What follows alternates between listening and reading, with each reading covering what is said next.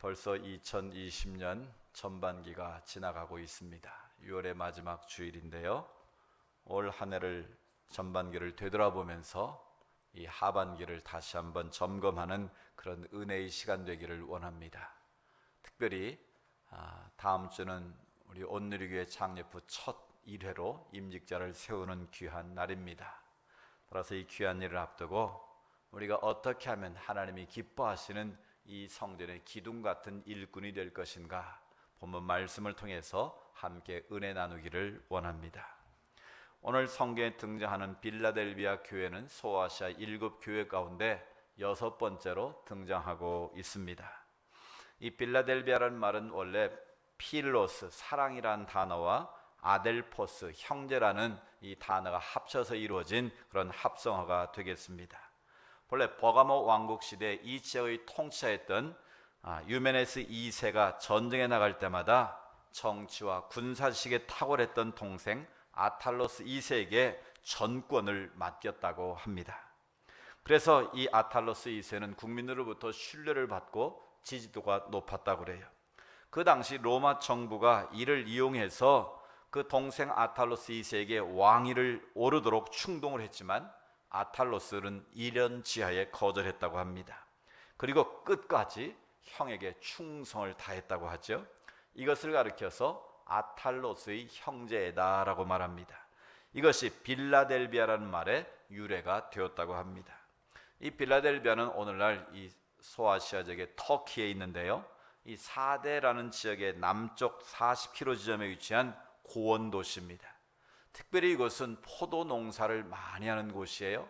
지금 이 빌라델비아 교회 터를 방문해 보면 이 큰 기둥 2개가 세워져 있고요. 그래서 그 주변에는 이제 농사들을 짓게 되는데 포도원이 많습니다. 우리나라의 포도 농사는 대부분 기둥을 세우고 위에다 포도를 재배하는데 이 지역의 포도 농사는 땅에서 포도가 열리더라고요. 그런데 그 포도밭이 차를 타고 반나절을 가도 포도밭이 계속 이어집니다. 그만큼 포도 수확을 많이 하는 그 지역이었고 포도주가 유명한 지역이었습니다. 이 주 5세기에는 작은 아테네로 불릴 만큼 번성한 도시가 되었다고 해요. 그래서 상업이 발달하고 경제적으로도 상당한 부를 누리게 되었고, 작은 아테네처럼 그 지역이 좀 높습니다. 그래서 많은 신전들이 세워졌습니다. 그 신전들에서 다른 우상을 숭배하는 일들이 번번하게 이루어졌다고 하죠. 그럼에도 불구하고 오늘 성경에 보면 빌라델비아 교회는 하나님으로부터, 주님으로부터 인정과 칭찬을 받는 교회로 소개가 되어 있습니다. 소아시아의 7교회 가운데 특징들이 다 있습니다. 서머나 교회부터 시작해서 특징들이 있는데, 주님으로부터 책망을 받은 교회도 있고 칭찬만 받은 교회도 있고 칭찬과 책망을 받은 교회가 있어요. 그런데 유독 2교회만 칭찬만 들은 교회가 있어요. 바로 서머나 교회와 빌라델비아 교회. 이 2교회는 하나님으로부터 칭찬을 들은 교회입니다. 그럼 어떻게 해서 오늘 우리가 읽은 빌라델비아 교회는 주님으로부터 책망을 받지 않고 인정과 칭찬을 받을 수 있었느냐라는 거예요. 그래서 우리가 읽은 마지막 본문 말씀처럼 귀 있는 자들은 성령이 교회들에게 하시는 말씀을 들을지어다. 비록 2000전의 말씀이지만 오늘 우리에게 주시는 하나님의 음성으로, 성령의 음성으로 우리가 함께 들어야 될 말씀임을 강조하고 있습니다. 빌라델비아 교회는 어떤 교회였는가? 그 현실을 보면 8절에 이렇게 기록되어 있습니다. 내가 작은 능력을 가지고도, 그렇게 기록하고 있어요. 그러니까 빌라델비아 교회는 미크란, 아주 마이크로, 그런 뜻이거든요. 원래 아주 작은 보잘것없는 능력을 가진 교회였다라는 거예요. 그러니까 오늘날로 말하면 교회 건물도 뭐 크지 않았을 것 같고요, 또 성도 수도 그리 많지 않았을 것 같고, 교회의 재정 상태나 모든 것이 보잘것없는 그런 교회였다라는 거예요. 그런 볼품이 없는 작은 교회였는데 주님 앞에 칭찬을 받았다는 거예요. 그러니까 결국 주님 앞에 칭찬받는 교회, 칭찬받는 성도는 어떤 외적인 조건이나 환경에 달려있지 않다는 거예요. 사람의 숫자나 크기에 달려있지 않다라는 거예요. 그 안에 얼만큼 주님을 향한 충성된 성도들이 있는가, 얼만큼 주님께 영광 돌리는 자들이 있는가로 결정되는 것이지 숫자나 크기나 환경에 매여 있지 않다라는 것을 우리에게 강조하고 있는 것이죠. 필라델비아 교회는 비록 내세울 것이 없는 작은 교회였지만 주님으로부터 두 가지를 칭찬을 받고 있습니다. 첫 번째 칭찬은 뭐냐면 그들은 말씀을 지켰다라고 강조합니다. 8절에 보면 내 말을 지켰다라고 칭찬하고 있고 10절에는 내가 나의 인내의 말씀을 지켰다라고 말씀합니다. 즉 빌라델비아 교회는 작은 교회였지만 하나님의 말씀을 듣고 지켜 행하는 교회였다라는 겁니다. 비록 사람의 눈에는 어리석어 보이고 작고 보잘것 없었지만 빌라델비아 교회의 성도들은 하나님의 말씀을 귀히 여기고 그 말씀에 순종하는 믿음을 보였다는 거예요. 주님께서 진실로 원하는 성도는 누구겠습니까? 주님이 진실로 이 땅에 원하는 교회는 어떤 모습이겠습니까? 바로 하나님의 말씀에 순종하는 성도, 하나님 말씀대로 움직이는 교회를 하나님은 기뻐하시는 줄로 믿습니다. 주님께서는 이미 능력이 많으신 분이기 때문에 능력이 많은 자를 택하시는 것이 아니라 비록 작고 보잘것없지만 주의 말씀에 순종하고 헌신하고자 하는 성도, 그런 교회를 하나님은 기뻐하신다는 것이죠. 그래서 요한계시록 1장 3절에 보면 이 예언의 말씀을 읽는 자와 듣는 자들과 그 가운데 기록한 것을 지키는 자들이 뭐가 있나니 복이 있나니 때가 가까움이니라 말씀하십니다. 하나님의 종말의 때가 가까울수록 하나님의 말씀을 듣고 그 말씀을 지켜 행하는 자가 하나님 앞에 복이 있다는 것이죠.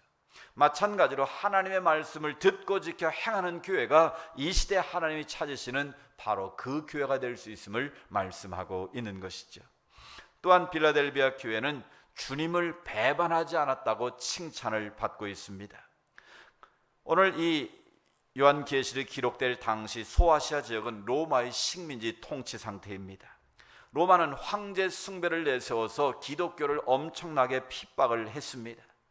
1년 2년 한 것이 아니고 예수님이 그 사역을 할 때 그 이후부터 약 300년 동안 콘스탄틴 황제가 AD 313년에 기독교를 국교로 공인할 때까지 엄청난 박해를 받았습니다.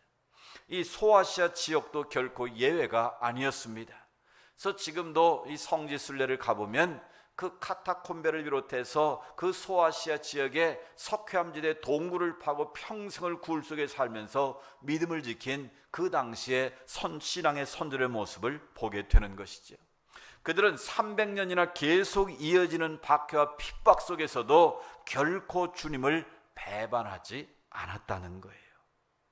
엄청난 박해가 있었고 핍박이 있었지만 그들은 끝까지 믿음을 지키는 신실함을 보였다는 것입니다. 또한 그들이 당했던 이 핍박은 외부적인 것만이 아니라 내부적으로도 많은 어려움이 있었다는 것을 성경은 보여줍니다. 오늘 본문 9절에 보면 사단의 회 곧 자칭 유대인이라고 하는 자들이 이 빌라델비아 교회 안에 침투했다는 거예요. 그래서 자칭 유대인이라고 하면서 거짓 사상을 전파하고 복음을 훼손한 일들이 빈번하게 이루어지고 교회의 질서와 교회를 무너뜨리는 그런 악한 자들이 교회 안에 있었다는 거예요. 오늘 이 시대로 말하면 신천여 같은 이단들이 교회 안에 들어와서 교회를 무너뜨리고 교회를 어지럽게 하는 그런 일들이 그 당시 빌라델비아 교회 안에도 있었다는 거예요. 그런 악한 조건에서도 빌라델비아 교인들은 끝까지 믿음을 지키고 주님을 배반하지 않았다는 것입니다. 그것을 주님은 기쁘게 여기시고 빌라델비아 교인들을 칭찬하신 거예요.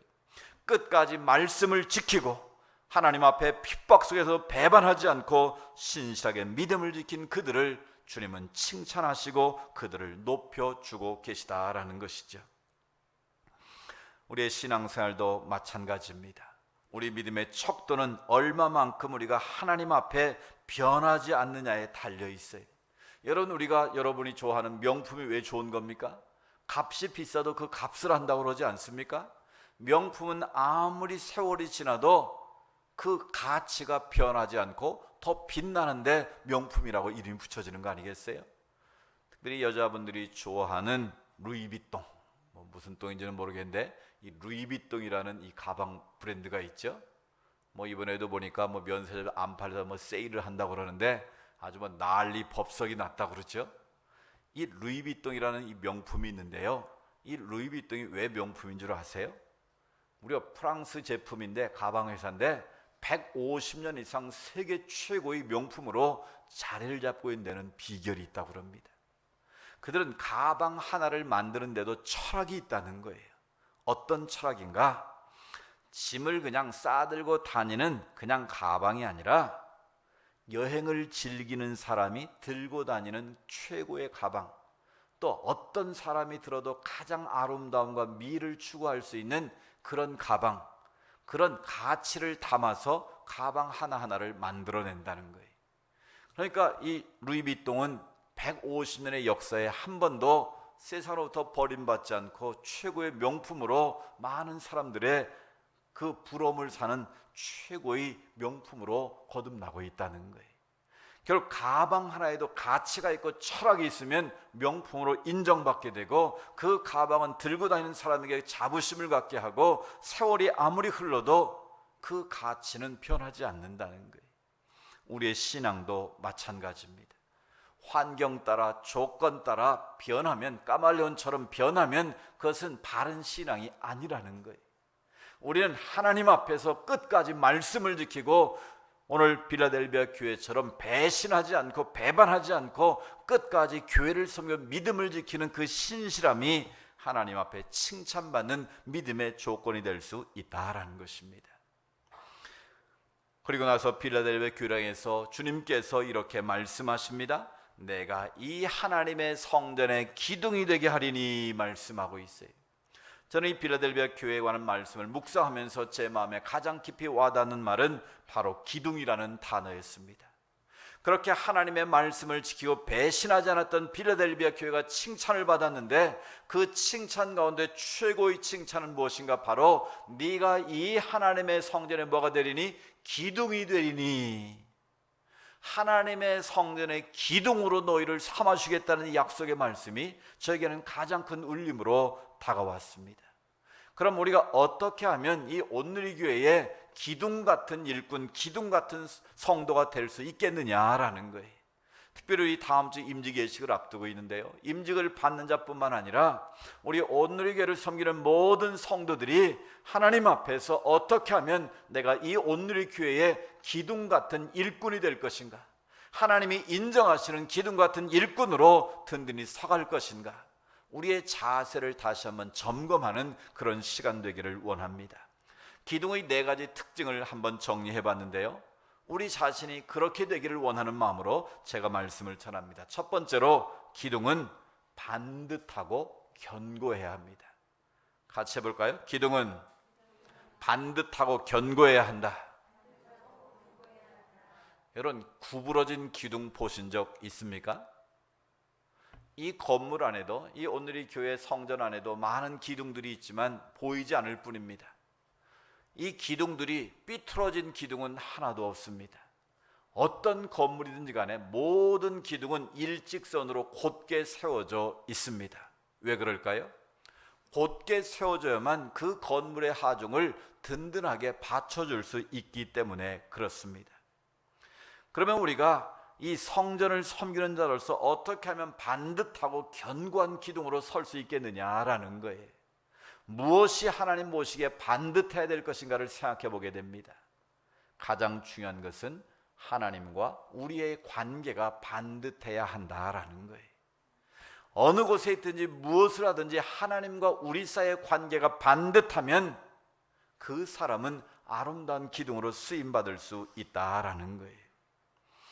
우리가 환경이나 상황 따라서 그 관계가 흔들리게 되면, 주님과의 관계가 삐딱하게 되면 결국은 모든 것이 흔들리게 되어 있다라는 거예요. 따라서 우리는 심지가 견고한 자가 되어야 합니다. 하나님과의 관계가 바른 자들은 심지가 견고한 자가 되는 거예요. 심지가 견고한 자는 이사야에 보면 평강에서 평강으로 이르게 하신다고 말씀하고 있습니다. 환경이나 조건에 쉽게 흔들려 넘어지는 자가 아니라 벳세메스로 가는 암소처럼 법궤를 메고 하나님의 주어진 사명을 붙잡고 묵묵히 앞만 보고 가는 그런 성도를 하나님은 기둥 같은 일꾼으로 쓰신다는 거예요. 좌로나 우로나 치우치지 않고 오직 하나님께서 맡겨주신 사명을 붙잡고 올곧게 앞으로 나아가는 성도, 그 성도가 바로 이 성전의 기둥이 될 줄로 믿습니다. 두 번째로, 기둥은 자기 자리를 잘 지켜야 합니다. 이런 기둥은 건물을 떠받치기 위해서 가장 적절한 장소에 배치가 되어 있습니다.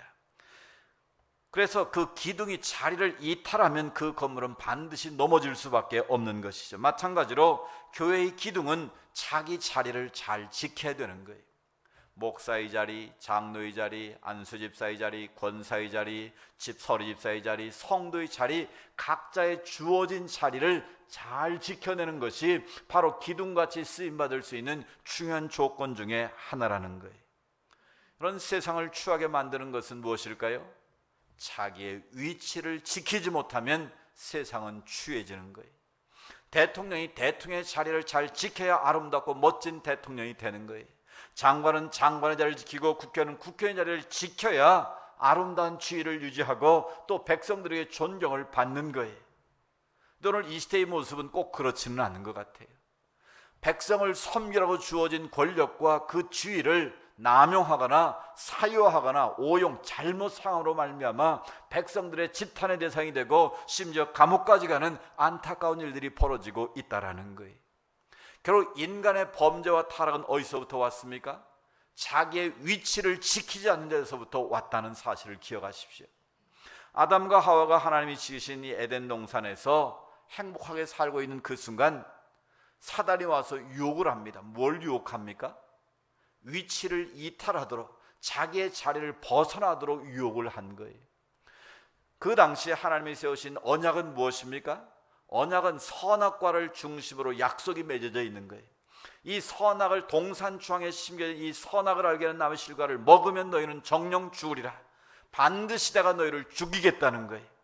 그 선악과를 중심으로 하나님의 백성은 피조물로서 하나님과의 관계를 지키라는 말씀이셨어요. 그래서 하나님은 창조주고 너희는 나의 피조물이라는 것을 동산 중앙에 있는 선악과를 매일매일 바라보면서 자기의 위치를 지키라는 거예요. 그런데 사단의 유혹을 받으니까 갑자기 매일 그것을 인식했던 선악과가 어떻게 보였다고요? 먹음직도 하고 보암직도 하고 지혜롭게 할 만큼 탐스럽게 보였다는 것입니다. 즉 피조물인 인간이 하나님의 자리를 넘보게 됐다는 거예요. 그래서 인간이 하나님과 동등하게 되고자 하는 그 교만함이 패러다이스 로스트를 경험하게 된 거예요. 신락원이 돼버리고 거기서부터 죽음이 오고 고통이 오고 해산의 고통과 인간의 생로병사의 고통이 바로 그 하나님의 위치를 넘보는 죄악으로부터 시작이 되었다는 거예요. 오늘날도 마찬가지입니다. 우리에게 주어진 위치를 바르게 지키는 것이 아름답게 쓰임받는 비결이라는 거예요. 이런 가정도 마찬가지예요. 남편은 남편의 위치를 지키면 가정애로서 존중받는 거예요. 아내는 아내의 위치를 지켜야 현숙한 여인으로 그 가정을 아름답게 이끌어갈 수 있는 거예요. 자녀는 자녀의 위치를 지켜야 효성스러운 자녀가 되는 거예요. 가정도 각자 주어진 위치를 잘 지키면 행복한 가정이 되는 거예요. 교회도 마찬가지예요. 우리 각자 주신 직분에 맞춰서 우리에게 주어진 그 위치를 잘 지키면 아름다운 성도가 되고 아름다운 지혜롭게 되고 하나님이 기뻐하시는 건강한 교회를 만들어갈 수 있는 줄로 믿습니다. 우리가 지켜야 될 가장 중요한 자리는 무엇일까요? 바로 예배의 자리에서 여러분 승리하시기 바랍니다. 우리의 신앙생활의 가장 중요한 근간은 바로 예배의 자리를 지키는 거예요. 무엇보다도 주일 성수를 목숨처럼 귀하게 여기고 지키는 거예요. 그런데 한국교회가 언제부턴가 점점 부흥이 쇠퇴하고 점점 쇠락의 길을 걷고 있는데 그 중심에 저는 주일 성수 개념을 무너뜨린 데 있다고 저는 보고 있어요. 대형교회를 중심으로 토요일날 저녁 때 주일 일부 예배를 드려주는 교회가 있고요. 요즘은 심지어 금요일날 저녁에 주일 일부 예배를 드리는 교회까지 생겼어요. 결국 인간의 편리함에 따라서 점점 주일의 개념을 희석시키다 보니까 주일 성수의 개념이 없어지는 거예요. 특별히 이번에 코로나19 영향으로 인해서 온라인 예배가 이제 생활화되기 시작하면서 주일의 개념이 더더욱 희박해지는 안타까운 상황에 우리가 직면했어요. 성경은 말합니다. 종말이 가까울수록 더욱 모이기 어떻게 하라고요? 힘쓰라고 말씀합니다. 우리가 지켜야 될 것은 지키면서 우리가 무슨 일이 있어도 다른 예배는 좀 처치하더라도 주일 예배만큼은 우리가 목숨 걸고 지키고자 하는 그런 헌신이 있을 때 하나님께서 여러분의 삶을 지키실 줄로 믿습니다. 그 교회를 귀히 여기시고 하나님께서 든든히 세우실 줄로 믿습니다. 실은 우리가 주일을 지키는 것이 아니라 주일이 저와 여러분을 지켜주신 줄로 믿습니다. 이런 실화를 한번 들려드릴까요? 주일을 지키지 않아서 어려운 일 당하는 분들 너무 많습니다. 이 간증하는 분들 대부분 주일날 놀러 갔다가 사고 당해가지고 죽게로 돌아오는 일들이 많더라고요. 저희 둘째 형님 이야기인데, 둘째 형님이 낚시를 굉장히 좋아하는 낚시광입니다. 그 청주에 사시는데요, 그 낚시 모임에서 서해 위에 가다가 페리가 해가지고 몇백 명 한 번에 죽은 적이 있죠. 그때요, 그 청주 사람들이 어느 교회에서는 7명이 한 번에 죽었고요, 10몇 명이 그 낚시 모임에서 단체로 그날 주일날 빼먹고 간 거예요. 형님도 장로님이었는데 차마 장로님이어서 망정이지 아마 서리집사였으면 따라갔을지도 모르겠어요. 주일날 그 낚시하러 갔다가 청주의 그 낚시 개원들 10몇 명이 한 번에 죽어버렸어요. 근데 놀라운 사실은 한 교회 교인만 7명이 있었다는 거예요. 그래서 그 교회 목사님이 그 당시에 얼굴을 들지 못했다는 거예요. 여러분, 왜 이런 일이 벌어집니까? 하나님께서 샘플로 그렇게, 주일은 누구의 날이다? 주의 날이니 너희가 거룩하게 지켜라. 내 앞에 와서 하나님을 예배하라고 만들어 놓은 날인데 그 날을 나의 날로 알고 세상 것으로 즐기는 날로 여기면 하나님께서 그런 샘플로 본보기를 삼으실 수도 있다라는 거예요. 너무나 안타까운 일이지만 주일을 거룩하게 지킬 때 하나님께서 그 생명을 지키시고 그 삶을 지켜주신다는 거예요. 그러니까 우리가 무엇보다도 우리가 예배의 자리를 잘 지키시길 바랍니다. 그것이 세상의 유혹으로부터 나를 지켜내고 교회를 지켜내는 가장 중요한 길인 줄로 믿습니다. 세 번째로, 우리는 짐을 같이 지는 기둥이 되어야 합니다. 어떤 건물이든지 기둥이 하나 세워지고 건물이 이루어지는 경우는 없습니다. 이 온누리 교회 성전만 해도 기둥이 몇 개일까요? 보이지는 않지만 눈에 보이는 이것도 기둥이고 그 다음 2개 기둥이고 저 뒤에도 또 기둥이 있어요. 여러 개의 기둥이 이 무게중심을 서로 나누어 가지고 떠받치고 있다라는 거예요. 그 말은 교회는 혼자 일하는 것이 아니라 모든 성도들이 서로 합력해서 일하는 곳이 되어야 한다는 거예요.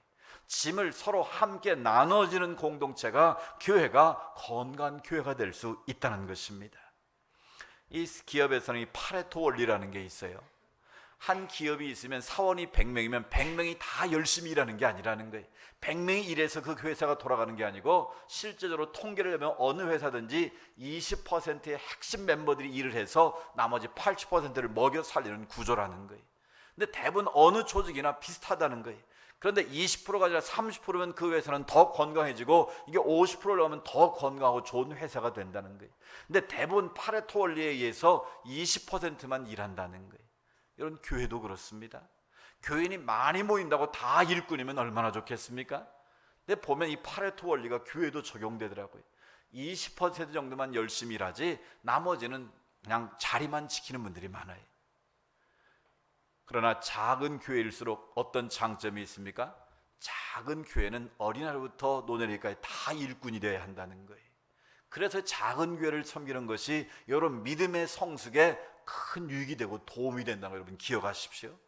우리 온누리 교회도 보면 작은 어린아이로부터 우리 노년기까지 다 귀하고 다 필요하고 다 소중한 분들이 그냥 다 눈에 한눈에 보이니까 각자의 위치에서 자기의 주어진 일을 잘 감당할 수 있다라는 거예요.